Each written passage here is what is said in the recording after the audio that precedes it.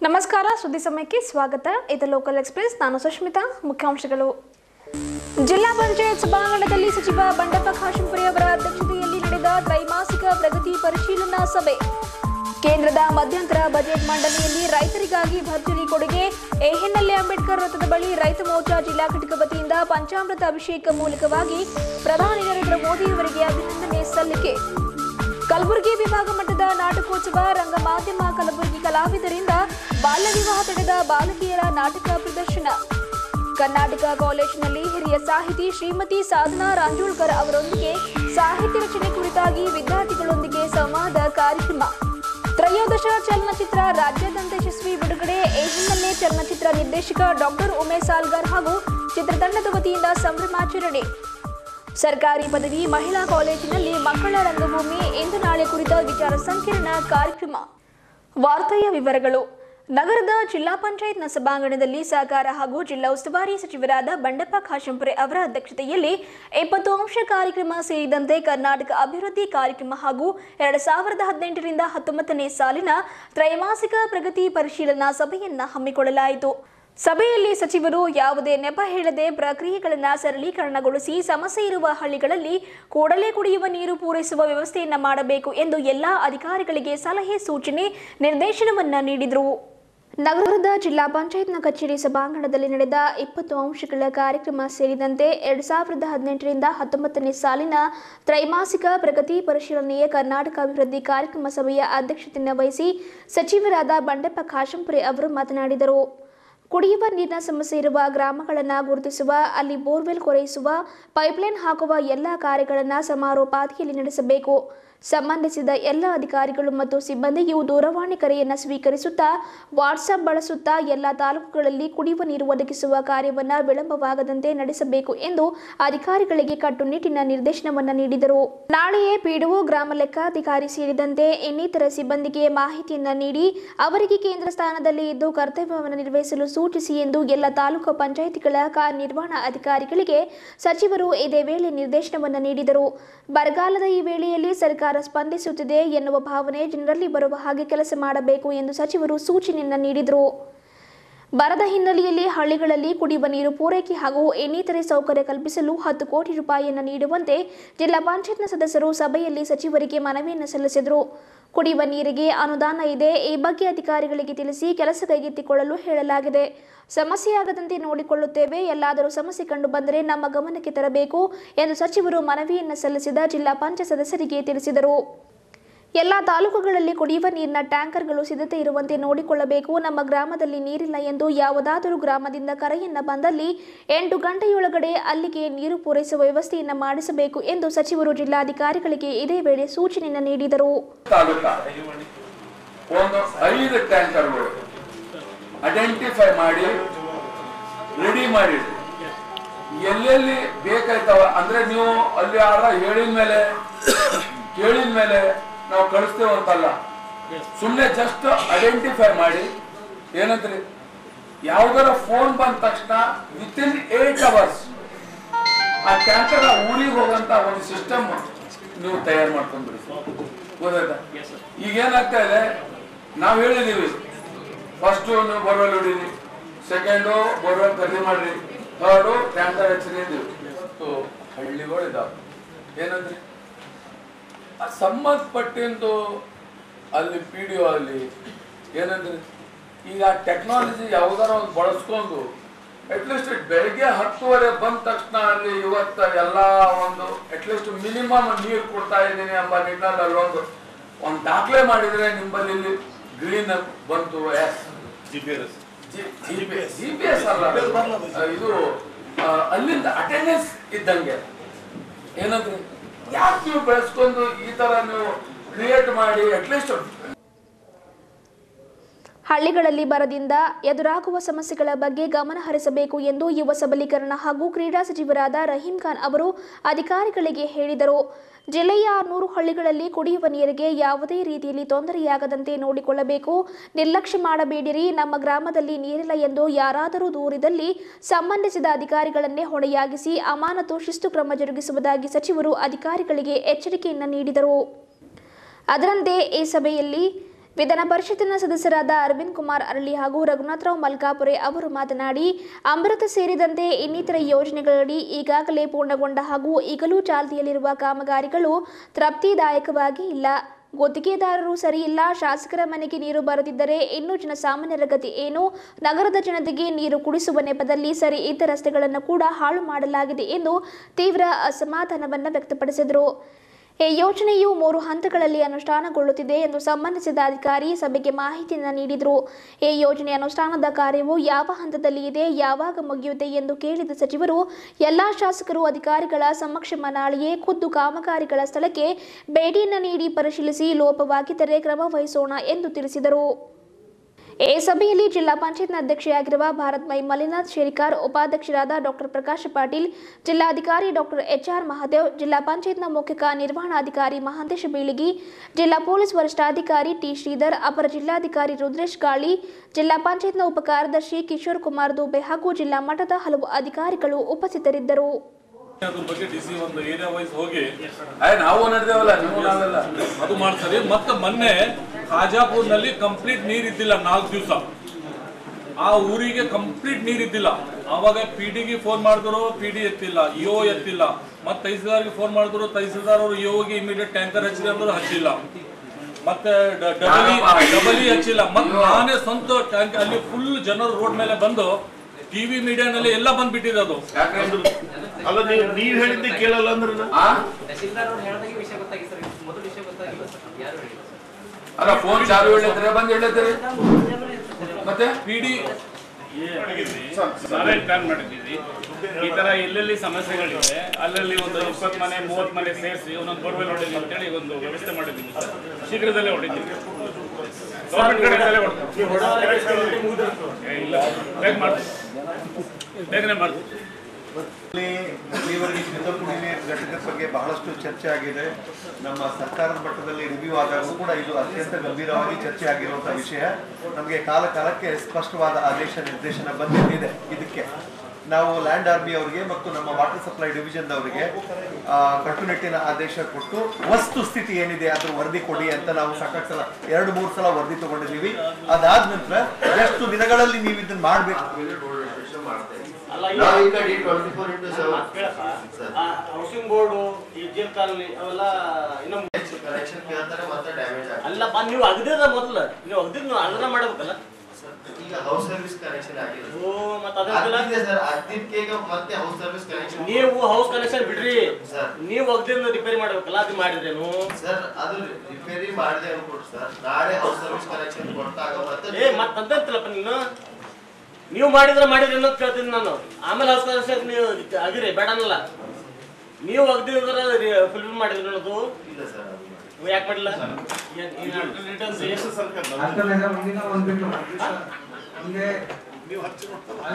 ಓದ್ತಾರೆ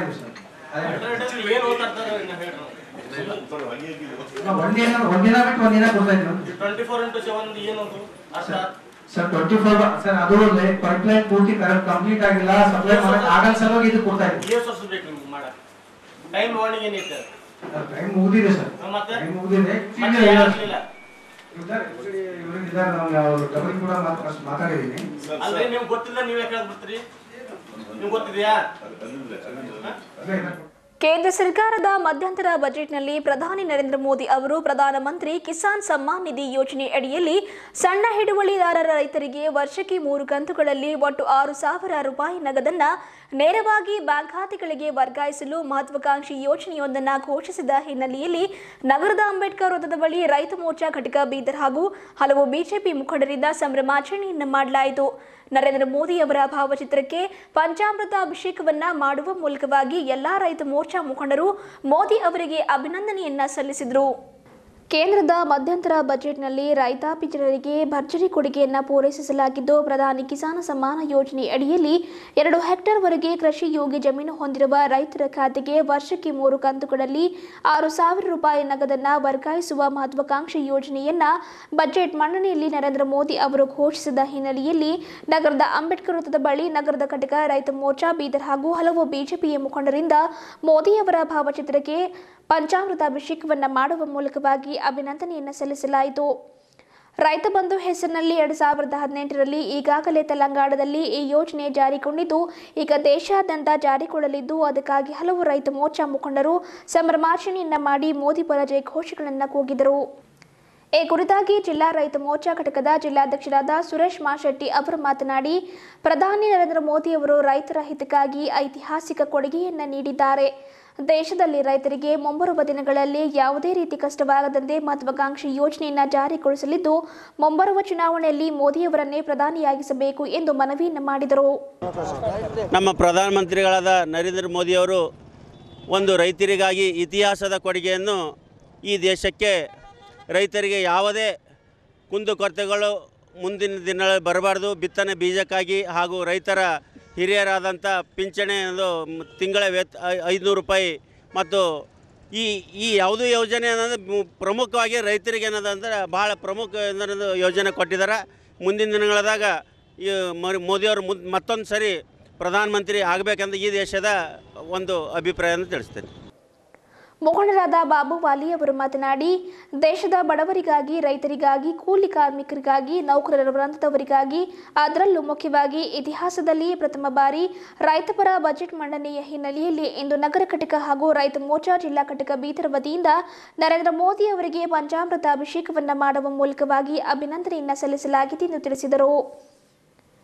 ಈ ಸಂಭ್ರಮಾಚರಣೆಯಲ್ಲಿ ರೈತ ಮೋರ್ಚಾದ ಅಧ್ಯಕ್ಷರಾಗಿರುವ ಹನುಮಂತ ಬುಳ್ಳಾ, ಬಾಬುರಾವ್ ಮದಕಟ್ಟಿ, ನಂದಕಿಶೋರ್ ವರ್ಮಾ, ಸುಭಾಷ್ ಮಡಿವಾಳ್, ರಾಮು ಅಂಬ್ಲಾಪುರ್, ಚಂದ್ರಯ್ಯ ಸ್ವಾಮಿ, ರಾಜು ಶಂಕರ್ ರೆಡ್ಡಿ ಸೇರಿದಂತೆ ಇನ್ನಿತರರು ಉಪಸ್ಥಿತರಿದ್ದರು. ಇತಿಹಾಸದಲ್ಲಿಯೇ ಪ್ರಪ್ರಥಮ ಬಾರಿಗೆ ಒಂದು ಅಭೂತಪೂರ್ವವಾದಂಥ ಬಜೆಟ್ ಮಂಡಿಸಿದಂಥ ನಮ್ಮ ದೇಶದ ಹೆಮ್ಮೆಯ ಪ್ರಧಾನಿ ನರೇಂದ್ರ ಮೋದಿಯವರ ಅಭಿನಂದನೆ ಸಲ್ಲಿಸೋಸ್ಕರ ಇಂದು ಬೀದರ್ನಲ್ಲಿ ನಗರ ಘಟಕ ಮತ್ತು ರೈತ ಮೋರ್ಚಾದ ನೇತೃತ್ವದಲ್ಲಿ ಇವತ್ತೊಂದು ಅದ್ಧೂರಿಯಾದಂಥ ಒಂದು ವಿಜಯೋತ್ಸವವನ್ನು ಆಚರಿಸಿದೆವು. ನಮ್ಮ ನಗರ ಪ್ರಧಾನ ಕಾರ್ಯದರ್ಶಿಗಳಂಥ ಹನುಮಂತ ಬುಳ್ಳಾ ಅವರು, ರೈತ ಮೋರ್ಚಾದ ಸನ್ಮಾನ್ಯ ಅಧ್ಯಕ್ಷರಾಗಿರ್ತಕ್ಕಂಥ ಸುರೇಶ್ ಮಾಶೆಟ್ಟಿ ಅವರು, ನಮ್ಮ ಹಿರಿಯರಾಗಿರ್ತಕ್ಕಂಥ ಬಾಬುರಾವ್ ಮದಕಟ್ಟಿಯವರು, ನಂದಕಿಶೋರ್ ವರ್ಮಾ ಅವರ ನೇತೃತ್ವದಲ್ಲಿ ಇವತ್ತು ನಾವು ಭಾಳ ವಿಜೃಂಭಣೆಯಿಂದ ಇವತ್ತು ವಿಜಯೋತ್ಸವ ಆಚರಣೆ ಮಾಡಿದ್ದೇವೆ.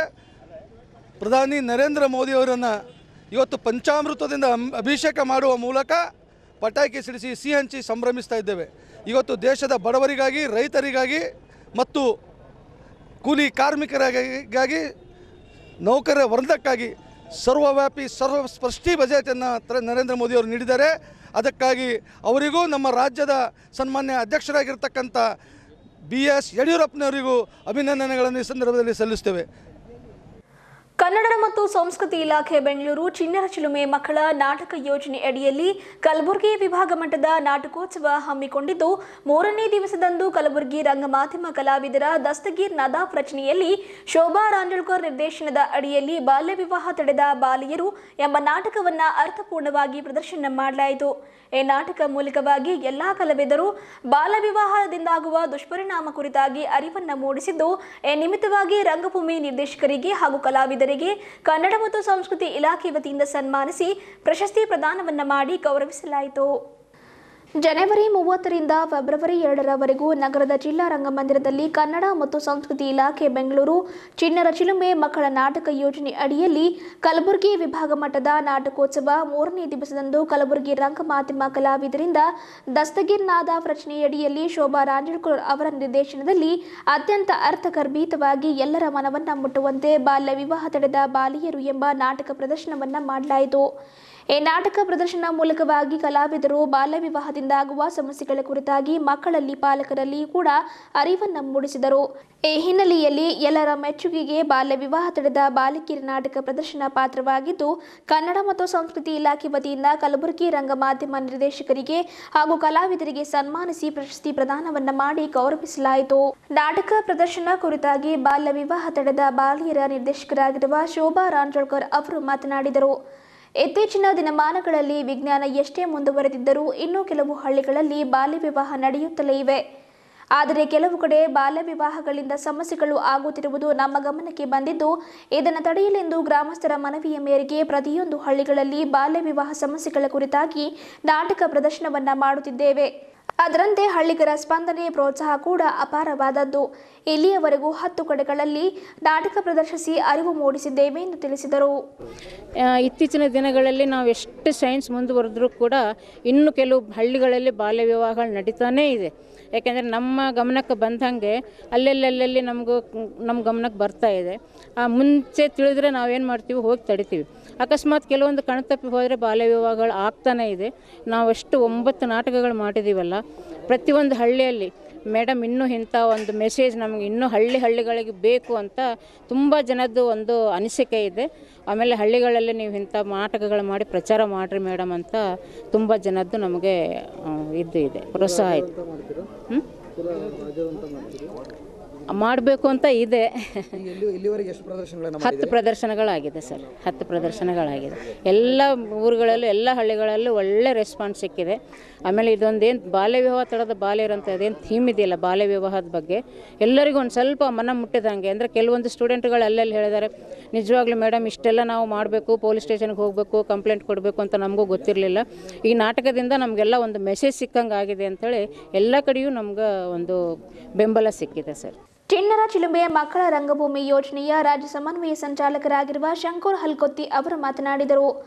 ಮಕ್ಕಳ ರಂಗಭೂಮಿ ಹೊಸ ಆಯಾಮ ನೀಡುವ ಹಿನ್ನೆಲೆಯಲ್ಲಿ ರಾಜ್ಯದಲ್ಲಿ 4 ವಿಭಾಗಗಳಲ್ಲಿ 10 ತಂಡಗಳಂತೆ 40 ತಂಡಗಳನ್ನು ಸಿದ್ಧಗೊಳಿಸಿ ಪ್ರತಿ ಜಿಲ್ಲೆಯಲ್ಲಿ 1 ತಂಡ 10 ನಾಟಕಗಳನ್ನು ಪ್ರದರ್ಶಿಸುವ ಯೋಜನೆಯನ್ನು ಕನ್ನಡ ಮತ್ತು ಸಂಸ್ಕೃತಿ ಇಲಾಖೆ ವತಿಯಿಂದ ರೂಪಿಸಲಾಗಿದೆ. ಈ ಮೂಲಕ ಮಕ್ಕಳ ಸಮಸ್ಯೆಗಳನ್ನು ಮಕ್ಕಳಿಂದಲೇ ಪ್ರದರ್ಶಿಸಲಾಗುತ್ತಿದೆ ಎಂದು ತಿಳಿಸಿದರು. ವಿಭಾಗ ಮಟ್ಟದ ಮಕ್ಕಳ ನಾಟಕೋತ್ಸವ ಸಂಚಾಲಕರಾಗಿರುವ ವಿಜಯಕುಮಾರ್ ಸೋನಾರೆ ಅವರು ಮಾತನಾಡಿದರು. ಈ ಸಂದರ್ಭದಲ್ಲಿ ಕಲಬುರಗಿ ರಂಗ ಮಾಧ್ಯಮ ಕಲಾವಿದರು ಸೇರಿದಂತೆ ಹಲವು ಗಣ್ಯರು, ಮುಖಂಡರು, ವಿದ್ಯಾರ್ಥಿಗಳು ಉಪಸ್ಥಿತರಿದ್ದರು.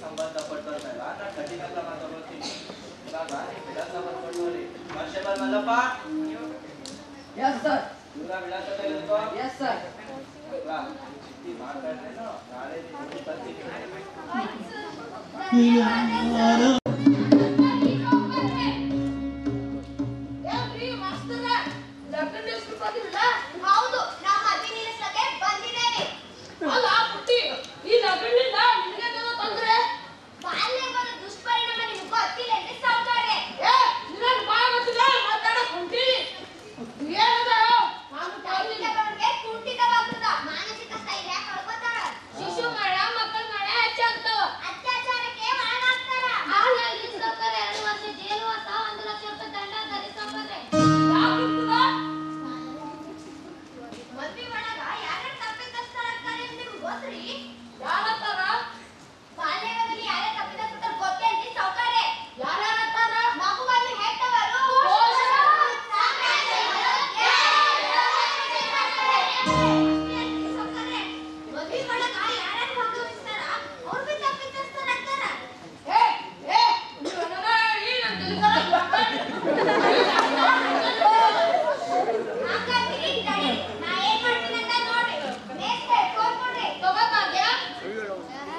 ಬಾಲ್ಯ ವಿವಾಹ ಮಾಡೋದು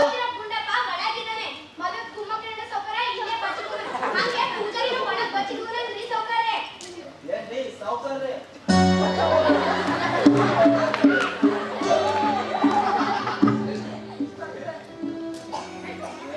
ಅದು ನಮ್ಮಲ್ಲಿ ಹೇಳಕ್ ಬರ್ಬೇಡಿ ಇಲ್ಲ ಮನೆ ಮಾಡೋಷ್ಟು ಮಾಡಿ ಮತ್ತೆ ಆ ಬೆಣ್ಣೆ ಹಚ್ಚಿ ಬರ್ತಿ ಕಾನ್ಸ್ಟೇಬಲ್ ಯಾರೋ ಗುಂಡಪ್ಪ ಅಂತ ಹೇಳ್ಕೊಂಡು ಹೋದಾಗ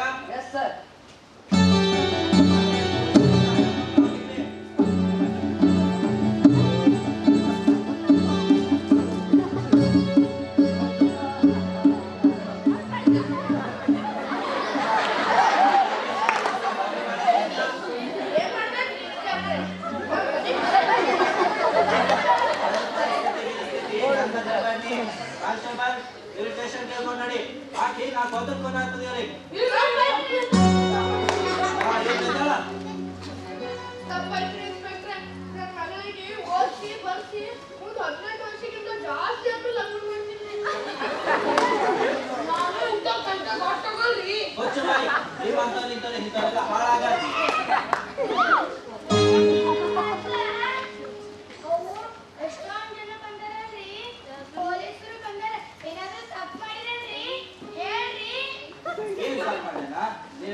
ನಿನ್ ಮಗಳಿಗೆ ಇಷ್ಟು ವಯಸ್ಸ ಮದ್ವೆ ಮಾಡತ್ತ ಮತ್ತೇನ್ ತಪ್ಪ ಮಾಡ್ಯಾನ ಅಂತ ಕೇಳ್ತಿ ನಾನು ಎಷ್ಟಲ್ಲಿ ಹೇಳಿನಿ ಮದ್ವೆ ಮಾಡಬೇಡ ಮಾಡಬೇಡ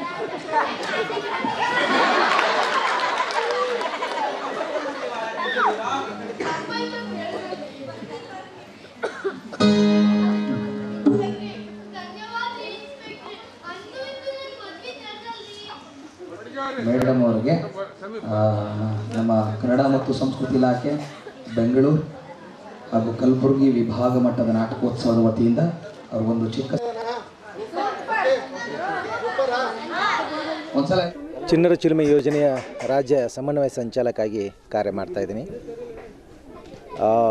ಇಡೀ ರಾಜ್ಯದೊಳಗೆ 4 ವಿಭಾಗದೊಳಗೆ 10 ತಂಡಗಳಂತೆ 40 ತಂಡಗಳು ಈ ಯೋಜನೆಯೊಳಗೆ ಭಾಳ ಭಿನ್ನವಾದ ರೀತಿಯೊಳಗೆ ಮಕ್ಕಳ ರಂಗಭೂಮಿಯನ್ನು ಒಂದಿಷ್ಟು ಅದಕ್ಕೆ ಹೊಸ ಆಯಾಮ ಕೊಡಬೇಕು ಅನ್ನುವಂಥ ಆಶಯ ಇಟ್ಟುಕೊಂಡು ಕನ್ನಡ ಮತ್ತು ಸಂಸ್ಕೃತಿ ಇಲಾಖೆ ಈ ಯೋಜನೆಯನ್ನು ರೂಪಿಸಿತು.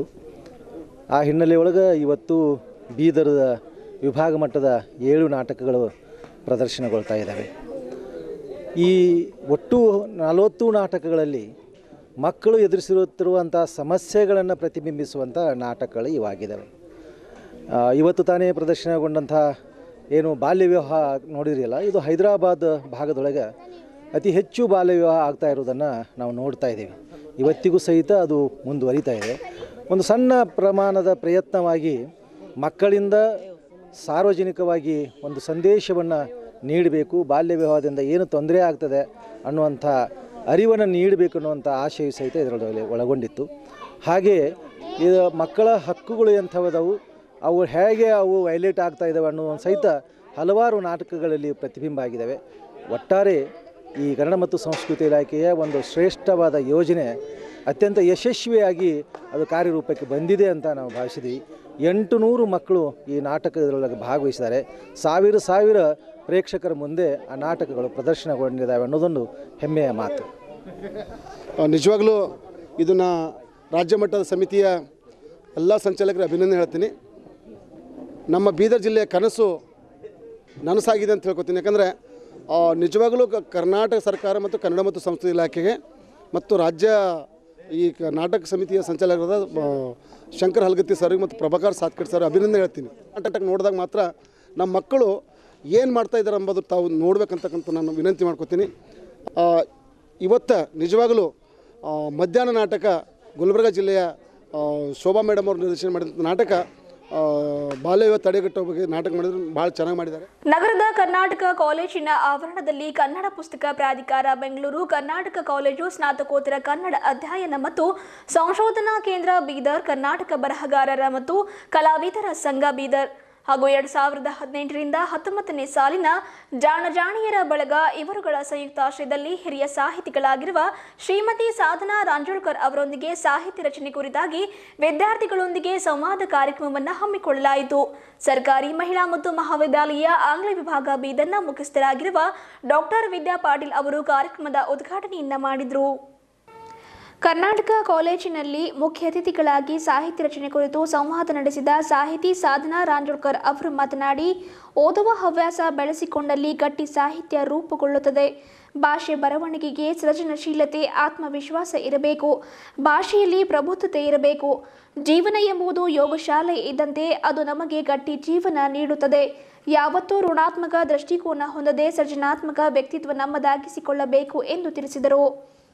ಕನ್ನಡ ಸಾಹಿತ್ಯ ವಿಭಾಗದ ಅಧ್ಯಕ್ಷ ಡಾಕ್ಟರ್ ಜಗನ್ನಾಥ ಹೆಬ್ಬಾಳೆ ಅವರು ಪ್ರಾಸ್ತಾವಿಕವಾಗಿ ಮಾತನಾಡಿದರು. ಈ ಸಂದರ್ಭದಲ್ಲಿ ಸರ್ಕಾರಿ ಪ್ರಥಮ ದರ್ಜೆ ಮಹಾವಿದ್ಯಾಲಯದ ಪ್ರಾಧ್ಯಾಪಕಿ ಡಾಕ್ಟರ್ ವಿದ್ಯಾ ಪಾಟೀಲ್, ಮುಖ್ಯ ಅತಿಥಿಗಳಾಗಿ ಸಾಹಿತಿ ಕಸ್ತೂರಿ ಪಟಪಳ್ಳಿ, ಕಾಲೇಜಿನ ಪ್ರಭಾರಿ ಪ್ರಾಚಾರ್ಯರಾಗಿರುವ ಶ್ಯಾಮಕಾಂತ್ ಕುಲಕರ್ಣಿ, ಜಾಣಜಾಣಿಯರ ಬಳಗದ ಅಧ್ಯಕ್ಷರಾಗಿರುವ ಮಹಾದೇವ್ ದಾಮೋಜಿ ಸೇರಿದಂತೆ ಇನ್ನಿತರರು ಉಪಸ್ಥಿತರಿದ್ದರು.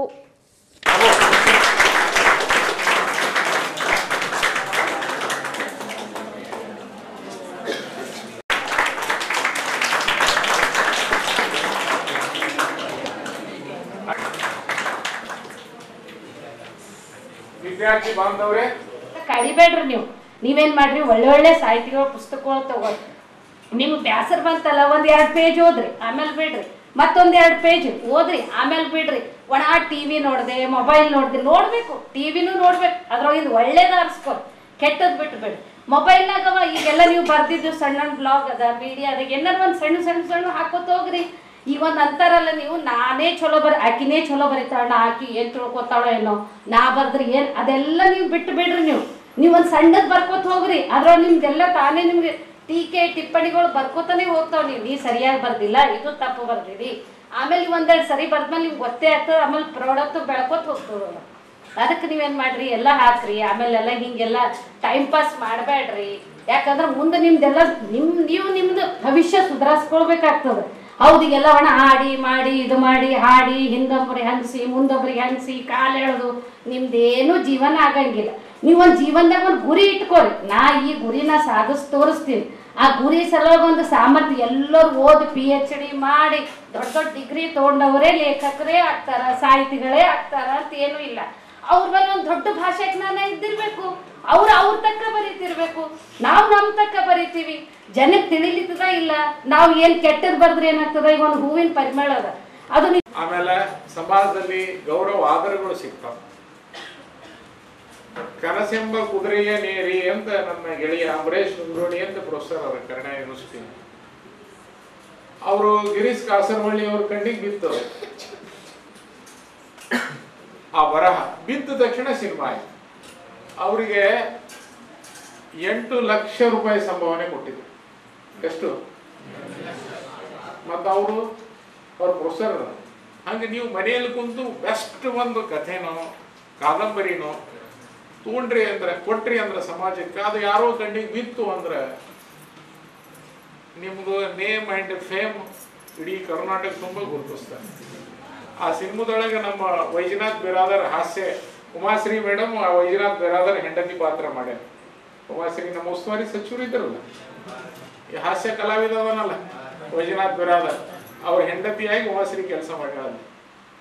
ಅದಕ್ಕೋಸ್ಕರ ಮೇಡಮ್ ಅವ್ರು ಹೇಳಿದ್ರಲ್ಲ, ಅವೆಲ್ಲವೂ ಕೂಡ ಗಮನದಲ್ಲಿ ಇಟ್ಕೊಂಡು ನಮ್ಮ ಬದುಕಿನಲ್ಲಿ ಏನ್ ಮಾಡ್ರಿ, ಕಾರ್ಯರೂಪಕ್ಕೆ ತರ್ರಿ ಅಂತ ಹೇಳಿ ಇವತ್ತ. ಇದೀಗ ಸುದ್ದಿ ಸಮಯದಲ್ಲಿ ಚಿಕ್ಕದೊಂದು ಬ್ರೇಕ್. ಏನು ಸರ್, ಮಗಳಿಗೆ ಮದುವೆ ಫಿಕ್ಸ್ ಆಯ್ತಂತಲ್ಲ? ಹೌದು.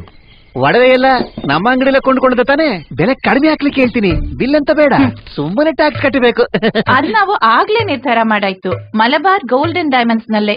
ಅದು ದೊಡ್ಡ ಅಂಗಡಿ ಮೇಡಮ್, ಬಿಲ್ಲು ದೊಡ್ಡದಾಗೆ ಬರ್ತದೆ. ಅದರಲ್ಲಿ ದೊಡ್ಡ ಕಲೆಕ್ಷನ್, 3% ನಲ್ಲಿ ಶುರುವಾಗೋ ಮಜೂರಿ, buyback guarantee, life long free maintenance, insurance ಎಲ್ಲಾನು ಇದೆ. ಮತ್ತೆ ಟ್ಯಾಕ್ಸ್ ಕಂಡಬಟ್ಟೆ ಮೇಡಮ್. ಬಿಲ್ ತಗೊಳ್ದೆ ಟ್ಯಾಕ್ಸ್ ಕಟ್ಟದೆ ಚಿನ್ನ ತಗೊಂಡ್ರೆ ಫ್ಯೂಚರ್ ನಲ್ಲಿ ದೊಡ್ಡ ರಿಸ್ಕ್. ನಮ್ಗದು ಬೇಡವೇ ಬೇಡ. ಇದು ನಾವು ನಮ್ಮ ಮಗಳಿಗೆ ಆಸೆಯಾಗಿ ತೆಕ್ಕೊಡೋ ಒಡವೆ, ಅದರಿಂದ ಯಾವ ಟೆನ್ಷನ್ ಬರಬಾರ್ದು. ನನಗೆ ಸ್ವಲ್ಪ ಅರ್ಜೆಂಟ್ ಕೆಲಸ ಉಂಟು, ನಾನು ಹೋಗಿ ಬರ್ತೇನೆ ಆಯ್ತಾ? ಕಾಫಿ ಪರವಾಗಿಲ್ಲ. ಸರಿಯಾದ ಬಿಲ್ನೊಂದಿಗೆ ಚಿನ್ನ ಖರೀದಿಸಿ, ಅದರಿಂದ ನಿಮಗೆ ಸಿಗುತ್ತದೆ ನೆಮ್ಮದಿ ಮತ್ತು ಸುರಕ್ಷತೆ. Malabar golden diamond. ಬ್ರೇಕ್ ನಂತರ ಮತ್ತೊಮ್ಮೆ ಸುದ್ದಿ ಸಮಯಕ್ಕೆ ಸ್ವಾಗತ.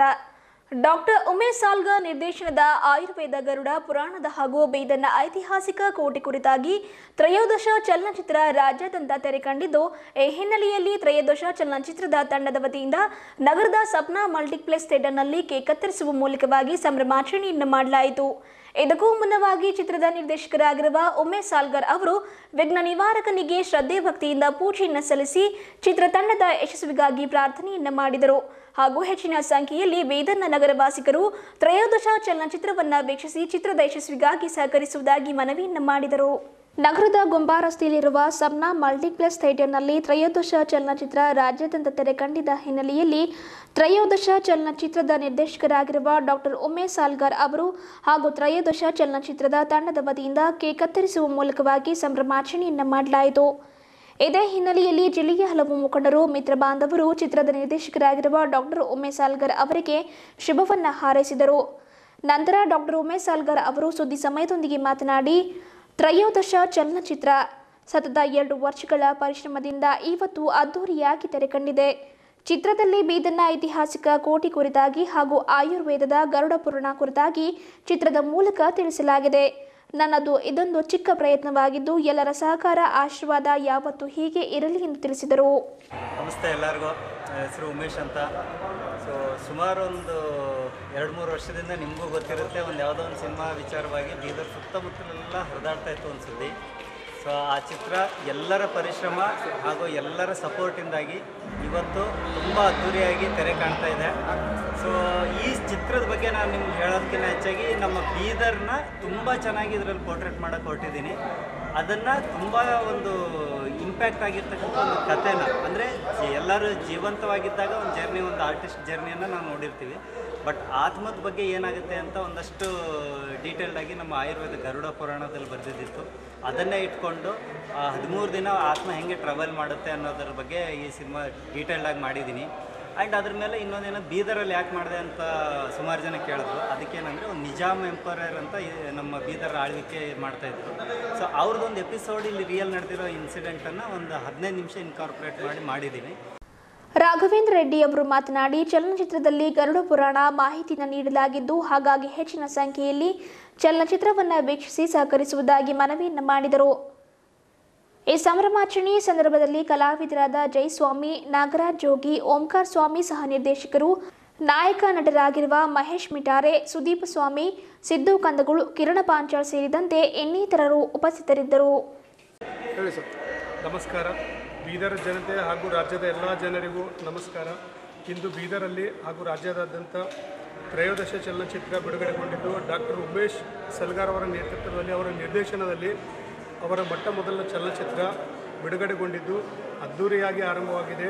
ಹಾಗೂ ಬೀದರ್ ಜನತೆ ಹಾಗೂ ರಾಜ್ಯದ ಎಲ್ಲ ಜನರು ಅವರಿಗೆ ಪ್ರೋತ್ಸಾಹಿಸಿ ಅವರಿಗೆ ಬೆಳೆಸಬೇಕಾಗಿ ಕಳಕಳಿಯ ವಿನಂತಿ. ಸರ್, ಈ ಪಿಕ್ಚರ್ ವಿಶೇಷತೆ ಏನದು ಸರ್? ಈ ಸಿನಿಮಾ ವಿಶೇಷತೆ ಏನಂದರೆ ಗರುಡ ಪುರಾಣದ ಬಗ್ಗೆ ಇದರಲ್ಲಿ ಪೂರ್ತಿ ಮಾಹಿತಿ ಇದ್ದು, ಹಾಗೂ ಬೀದರ್ ಜಿಲ್ಲೆಯ ಕೆಲವೊಂದು ಒಳ್ಳೆಯ ಸ್ಥಳಗಳ ಮೀಸಲಿಟ್ಕೊಂಡು ಈ ಚಲನಚಿತ್ರ ರೆಡಿ ಮಾಡಲಾಗಿದೆ. ಏನು ಹೇಳ್ಬೇಕಂತ ಸರ್ ಜನರಿಗೆ? ಸರ್, ನಮಗಂತೂ ಟ್ರೈಲರ್ ನೋಡಿ ತುಂಬಾ ಖುಷಿಯಾಗಿದೆ. ಮೂವಿ ಅದೇ ರೀತಿ ನಡೀಲಿ, ಡಾಕ್ಟರ್ ಉಮೇಶ್ ಅವ್ರ ಹೆಸರನ್ನು ಆಗಬೇಕು, ಚಲನಚಿತ್ರನೂ ಚೆನ್ನಾಗಿ ನಡೀಬೇಕಾಗಿ. ನಗರದ ಸರ್ಕಾರಿ ಪ್ರಥಮ ದರ್ಜೆ ಮಹಿಳಾ ಕಾಲೇಜಿನಲ್ಲಿ ಕನ್ನಡ ಮತ್ತು ಸಂಸ್ಕೃತಿ ಇಲಾಖೆ ಬೆಂಗಳೂರು ಚಿಣ್ಣರ ಚಿಲುಮೆ ಮಕ್ಕಳ ನಾಟಕ ಯೋಜನೆ ಅಡಿಯಲ್ಲಿ ಕಲಬುರಗಿ ವಿಭಾಗ ಮಟ್ಟದ ನಾಟಕೋತ್ಸವದ ಅಂಗವಾಗಿ ಮಕ್ಕಳ ರಂಗಭೂಮಿ ಇಂದು ನಾಳೆ ಕುರಿತಾಗಿ ವಿಚಾರ ಸಂಕಿರಣ ಕಾರ್ಯಕ್ರಮವನ್ನು ಹಮ್ಮಿಕೊಳ್ಳಲಾಯಿತು. ಚಿಣ್ಣರ ಚಿಲುಮೆ ಮಕ್ಕಳ ರಂಗಭೂಮಿ ಯೋಜನೆಯ ರಾಜ್ಯ ಸಮನ್ವಯ ಸಂಚಾಲಕರಾಗಿರುವ ಶಂಕರ್ ಹಲ್ಗತ್ತಿ ಅವರು ಈ ವಿಚಾರ ಸಂಕಿರಣ ಕಾರ್ಯಕ್ರಮವನ್ನು ಉದ್ಘಾಟಿಸಿ ಮಾತನಾಡಿದರು. ಮಕ್ಕಳ ಸಾಹಿತ್ಯ ಹಿರಿಯರ ಸಾಹಿತ್ಯಕ್ಕಿಂತ ಶ್ರೇಷ್ಠವಾಗಿದೆ. ಮಕ್ಕಳ ಸಾಹಿತ್ಯದಲ್ಲಿ ಲಿಂಗ ತಾರತಮ್ಯಕ್ಕೆ ಅವಕಾಶ ಕೊಡಬಾರದು ಎಂದು ತಿಳಿಸಿದರು. ನಗರದ ಸರ್ಕಾರಿ ಪ್ರಥಮ ದರ್ಜೆ ಮಹಿಳಾ ಕಾಲೇಜಿನಲ್ಲಿ ಆಯೋಜನೆ ಮಾಡಲಾದ ರಂಗಭೂಮಿ ಇಂದು ನಾಳೆ ಕುರಿತ ವಿಚಾರ ಸಂಕಿರಣ ಕುರಿತಾಗಿ ಚಿಣ್ಣರ ಚಿಲುಮೆ ಮಕ್ಕಳ ರಂಗಭೂಮಿ ಯೋಜನೆಯ ರಾಜ್ಯ ಸಮನ್ವಯ ಸಮಿತಿಯ ಸಂಚಾಲಕರಾಗಿರುವ ಶಂಕರ್ ಹಲಗತ್ತಿ ಅವರು ಮಾತನಾಡಿದರು. ರಂಗಭೂಮಿಯು ಬರೀ ಕಾಲೇಜಿನ ವಿದ್ಯಾರ್ಥಿಗಳಿಗೆ ಸೀಮಿತವಾಗಿರಬಾರದು. ಮಕ್ಕಳ ವ್ಯಕ್ತಿತ್ವ ವಿಕಸನಕ್ಕಾಗಿ ವಿಚಾರ ಸಂಕಿರಣವನ್ನು ಹಮ್ಮಿಕೊಳ್ಳಲಾಗಿದೆ. ಇದರ ಮೂಲ ಉದ್ದೇಶ ಮಕ್ಕಳ ರಂಗಭೂಮಿಯ ಅಭಿವೃದ್ಧಿಗೊಳಿಸುವುದಾಗಿದೆ ಎಂದು ತಿಳಿಸಿದರು. ಮುಖಂಡರಾದ ವಿಜಯಕುಮಾರ್ ಸೋನಾರೆ ಅವರು ಮಾತನಾಡಿ, ರಂಗಭೂಮಿ ಇವತ್ತಿನ ಕಾಲದಲ್ಲಿ ನಶಿಸಿ ಹೋಗುತ್ತಿದ್ದು ಅದನ್ನು ಉಳಿಸಿ ಬೆಳೆಸಲೆಂದೇ ಪ್ರತಿಯೊಂದು ಶಾಲಾ ಕಾಲೇಜಿನಲ್ಲಿ ನಾಟಕ, ಸಾಹಿತ್ಯ, ಜಾನಪದ ಕಲೆಗಳ ವಿಚಾರ ಸಂಕಿರಣವನ್ನು ಹಮ್ಮಿಕೊಳ್ಳಲಾಗುತ್ತಿದೆ ಎಂದು ತಿಳಿಸಿದರು. ಈ ವಿಚಾರ ಸಂಕಿರಣ ಕಾರ್ಯಕ್ರಮದಲ್ಲಿ ಕಲಬುರಗಿ ವಿಭಾಗ ಮಟ್ಟದ ಚಿಣ್ಣರ ಚಿಲುಮೆ ಯೋಜನೆಯ ಸಂಚಾಲಕರಾಗಿರುವ ಪ್ರೊಫೆಸರ್ ಪ್ರಭಾಕರ್ ಸಾಧಕೇಟ್, ಪ್ರಥಮ ದರ್ಜೆ ಮಹಿಳಾ ಕಾಲೇಜು ಪ್ರಾಚಾರ್ಯರಾಗಿರುವ ಆರ್.ವಿ. ಬಕ್ಚೇಡಿ, ಹಿರಿಯ ಸಾಹಿತಿ ಚಂದ್ರಪ್ಪ ಹೆಬ್ಬಾಳ್ಕರ್, ಜಿಲ್ಲಾ ಬರಹಗಾರರು ಮತ್ತು ಕಲಾವಿದರ ಸಂಘದ ಅಧ್ಯಕ್ಷ ರಮೇಶ್ ಬಿರಾದರ್, ರಂಗಭೂಮಿ ಕಲಾವಿದ ಯೇಸುದಾಸ್ ಅಳಿಯಂಬೂರೆ, ಮಹೇಶ್ ಗೋರ್ನಾಳ್ಕರ್, ರಾಘವೇಂದ್ರ ಹಳಪೇಟೆ, ಚಂದ್ರಮೋಹನ್, ಉಪನ್ಯಾಸಕರಾದ ವಿದ್ಯಾ ಪಾಟೀಲ್, ಶ್ರೀನಿವಾಸ್ ರೆಡ್ಡಿ, ಭೀಮಶಂಕರ್ ಕೆಬಿ, ಮನೋಹರ್ ಮೇತ್ರೆ ಸೇರಿದಂತೆ ಇನ್ನಿತರರು ಉಪಸ್ಥಿತರಿದ್ದರು. ಕರ್ನಾಟಕ ಸರ್ಕಾರ ಕನ್ನಡ ಮತ್ತು ಸಂಸ್ಕೃತಿ ಇಲಾಖೆಯ ಮೂಲಕ ಮಕ್ಕಳ ರಂಗಭೂಮಿಯನ್ನು ಶ್ರೀಮಂತಗೊಳಿಸುವ ಸಂಬಂಧಪಟ್ಟಂತೆ ಒಂದು ಯೋಜನೆಯನ್ನು ರೂಪಿಸಿ ರಾಜ್ಯದೊಳಗೆ 40 ಮಕ್ಕಳ ನಾಟಕಗಳನ್ನು ಸಿದ್ಧಗೊಳಿಸಿ ಅದು ವಿಭಾಗ ಮಟ್ಟದೊಳಗೆ ಪ್ರದರ್ಶನ ಹಾಗೆ ಮಾಡಿದೆ. ಆ ಸಂದರ್ಭದೊಳಗೆ ಮಕ್ಕಳ ರಂಗಭೂಮಿ ಕುರಿತಂತೆ ಒಂದು ವಿಚಾರ ಸಂಕಿರಣವನ್ನು ಹಮ್ಮಿಕೊಳ್ಳುವಂಥ ಕಾರ್ಯಕ್ರಮ 4 ವಿಭಾಗ ಮಾಡಿದೆ. ಹಾಗೆ ಬೀದರ್ನೊಳಗೆ ಇವತ್ತು ಆ ವಿಚಾರ ಸಂಕಿರಣ ನಡೀತಾ ಇದೆ.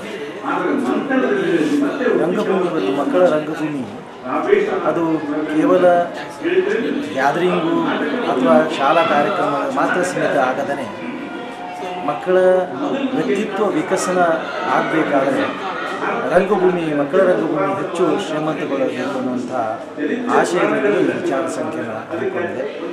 ಒಟ್ಟು ಈ ವಿಚಾರ ಸಂಕಿರಣದೊಳಗೆ ಮಕ್ಕಳ ರಂಗಭೂಮಿಯನ್ನು ಹೇಗೆ ಅದು ಸ್ಟ್ರೆಂಥನ್ ಮಾಡಬೇಕು, ಅದರ ವಿಸ್ತರಣೆ ಹೇಗಾಗಬೇಕು, ಏನು ಸುಧಾರಣೆ ಆಗಬೇಕು ಅನ್ನೋ ಕುರಿತಂತೆ ಈ ವಿಚಾರ ಸಂಕಿರಣದಲ್ಲಿ ಚರ್ಚೆ ಮತ್ತು ವಿಷಯ ನಡೀತಾ ಇದೆ. ತಮ್ಮ ಹೆಸರು? ಶಂಕರ್ ಅಲಗತ್ತಿ. ಇದು ಕನ್ನಡ ಮತ್ತು ಸಂಸ್ಕೃತಿ ಇಲಾಖೆ ಬೆಂಗಳೂರು ಮತ್ತು ಕಲಬುರಗಿ ವಿಭಾಗದ ಮಟ್ಟದ ಚಿಣ್ಣರ ಚಿಲುಮೆ ಯೋಜನೆಯಲ್ಲಿ ಸುಮಾರು 4 ದಿನಗಳ ನಾಟಕೋತ್ಸವ ನಡೀತಾ ಇದೆ. ಅದರ ಅಂಗವಾಗಿ ಇವತ್ತು ಗೌರ್ಮೆಂಟ್ ಡಿಗ್ರಿ ಕಾಲೇಜ್ ಮಹಿಳಾ ಕಾಲೇಜಲ್ಲಿ ವಿಚಾರ ಸಂಕಿರಣ ಕಾರ್ಯಕ್ರಮ ಹಮ್ಮಿಕೊಳ್ತೀವಿ. ಈ ಕಾರ್ಯಕ್ರಮ ಅಂದರೆ ವಿದ್ಯಾರ್ಥಿಗಳೊಂದಿಗೆ ಸಂವಾದ, ನಾಟಕ, ಸಾಹಿತ್ಯ, ಜನಪದ ಕಲೆಗಳು ಉಳಿಬೇಕಾದ್ರೆ ಆ ವಿದ್ಯಾರ್ಥಿಗಳ ಮಧ್ಯದಾಗ ಇವೆಲ್ಲ ನಶಿದು ಹೋಗ್ತಾ ಇದ್ದಾವೆ. ಆ ನಶಿದು ಹೋಗಬಾರ್ದು ಅಂತಕ್ಕಂಥ ಉದ್ದೇಶ ಇವತ್ತು ಗೌರ್ಮೆಂಟ್ ಡಿಗ್ರಿ ಕಾಲೇಜ್ ಮಹಿಳಾ ಕಾಲೇಜಿನಲ್ಲಿ ಈ ಕಾರ್ಯಕ್ರಮ ಇಟ್ಕೊಂಡಿದ್ವಿ. ಈ ಕಾರ್ಯಕ್ರಮ ನಿಜವಾಗ್ಲೂ ನೋಡಬೇಕಾದ್ರೆ ವಿದ್ಯಾರ್ಥಿಗಳು ಈ ಸಂವಾದದಲ್ಲಿ ಭಾಗವಹಿಸ್ತಾ ಇದ್ದಾರೆ. ಆ ಭಾಗವಹಿಸಿದ ಮೇಲೆ ಮಕ್ಕಳಿಂದ ದೊಡ್ಡರವರೆಗೆ ನಾಟಕ ಕಲಿಬೇಕಂತಕ್ಕಂಥ ಉದ್ದೇಶ ಇಟ್ಕೊಂಡು ಈ ಕಾರ್ಯಕ್ರಮ ಮಾಡ್ತಾ ಇದ್ದೀವಿ. ಅದಕ್ಕಾಗಿ ಇಂದು ಸಾಯಂಕಾಲ 3 ಗಂಟೆ ಮಧ್ಯಾಹ್ನ 3 ಗಂಟೆ ಕೂಡ ನಾಟಕ ಇದೆ. ನಾಳೆ ಬೆಳಗ್ಗೆ 11 ಗಂಟೆ ಕೂಡ ಮತ್ತು ಒಳ್ಳೆ ನಾಟಕ ಇದೆ. ದಯಮಾಡಿ ಬೀದರ್ ಜನತೆಗೆ ಮಕ್ಕಳಿಗೆ ನಾನು ಕೇಳ್ಕೊಳ್ತೀವಿ. ನಾಳೆ ವಿಶೇಷವಾಗಿ ಸಾಯಂಕಾಲ 5 ಗಂಟೆ ಬೀದರ್ನ ಮಕ್ಕಳಿಂದ ಭಾಳ ಅದ್ಭುತವಾದ ಕಾರ್ಯಕ್ರಮ ಇಂಗ್ರಿ ನರೇಶ್ ಅವರ ನಿರ್ದೇಶನದಲ್ಲಿ ಈ ಕಾರ್ಯಕ್ರಮ ನಡೀತದೆ. ತಾವೆಲ್ಲರೂ ಬಂದು ಕಾರ್ಯಕ್ರಮ ಯಶಸ್ವಿ ಮಾಡಬೇಕು ಅಂತ ನಾನು ಕೇಳ್ಕೊಳ್ತೀನಿ. ನಿಮ್ಮ ಹೆಸರು? ನನ್ನ ಹೆಸರು ವಿಜಯಕುಮಾರ್ ಸೋನಾರೆ, ವಿಭಾಗ ಮಟ್ಟದ ಈ ಕಾರ್ಯಕ್ರಮ ಸಂಚಾಲಕರಿಗೆ ಮಾತಾಡ್ತೀನಿ. ಕೊನೆಯಲ್ಲಿ ಮತ್ತೊಮ್ಮೆ ಮುಖ್ಯಾಂಶಗಳು.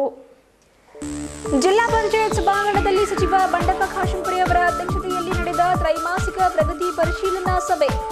ಕೇಂದ್ರದ ಮಧ್ಯಂತರ ಬಜೆಟ್ ಮಂಡನೆಯಲ್ಲಿ ರೈತರಿಗಾಗಿ ಭರ್ಜರಿ ಕೊಡುಗೆ.